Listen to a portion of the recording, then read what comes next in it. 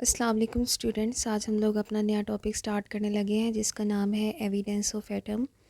अगर पेपर के point of view से देखें तो इस टॉपिक में से सिर्फ एमसीक्यू वगैरह आते हैं। बाकी इस चैप्टर में से शॉर्ट क्वेश्चन और लॉन्ग क्वेश्चन इस टॉपिक में से रिपीट नहीं होता है। अब एविडेंस ऑफ एटम का क्या मतलब है कि अगर कोई चीज़ नेचर में एग्जिस्ट करती है तो उसका क्या एविडेंस है, उसका क्या सबूत है। अगर एटम की बात करें, एटम आपके पास एक स्मॉलेस्ट पार्टिकल है जिसे नेकेड आइज से हम लोग नहीं देख सकते हैं। स्मॉल ऑब्जेक्ट्स को देखने के लिए या तो हम लोग कंपाउंड माइक्रोस्कोप यूज़ करते हैं, लेकिन एटम के केस में एटम का चूँकि साइज़ इतना स्मॉल होता है कि हम उसे नेकेड आई और कंपाउंड माइक्रोस्कोप से नहीं देख सकते। उसके लिए हम इलेक्ट्रॉन माइक्रोस्कोप यूज़ करते हैं। कंपाउंड माइक्रोस्कोप सिर्फ उन ऑब्जेक्ट्स को साइज़ को मेजर कर सकते हैं जिनका साइज़ 500 नैनोमीटर तक होना चाहिए या इससे अबव होना चाहिए। कंपाउंड माइक्रोस्कोप में जो विजिबल लाइट यूज़ की जाती है उसकी वेवलेंथ काफ़ी ज़्यादा होती है एटम के साइज़ से, इसलिए हम लोग कंपाउंड माइक्रोस्कोप को यूज़ नहीं करते हैं।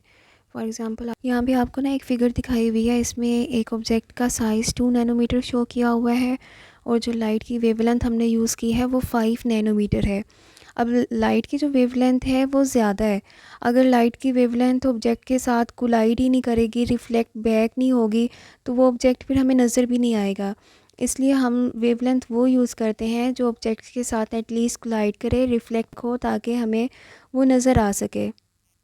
नेक्स्ट फिगर में आपके पास ऑब्जेक्ट का साइज़ वही है, लेकिन जो हमने वेवलेंथ यूज़ की है वो शॉर्टर वेवलेंथ यूज़ की है, 1.5 नैनोमीटर। अब ये वेवलेंथ जो है ऑब्जेक्ट के साथ जाके कोलाइड करेगी और रिफ्लेक्ट होने से हमारे पास एक इमेज बनता है जिसकी वजह से हमें एटम के साइज़ का पता चल जाता है।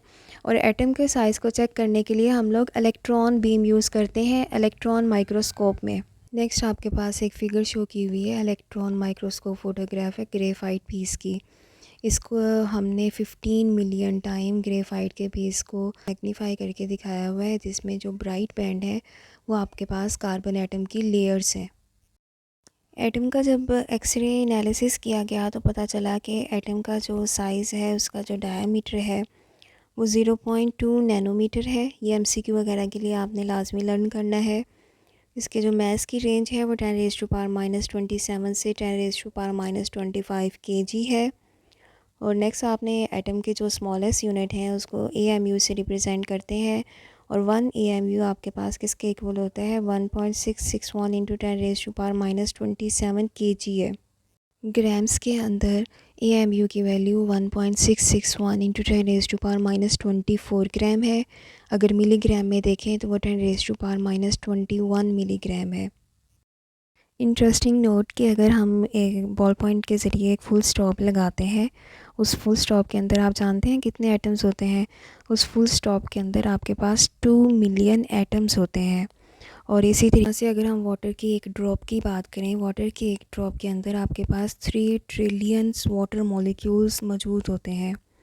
तो ये तमाम जो वैल्यूज़ हैं वो आपने एमसीक्यू वगैरह के लिए लर्न करनी है।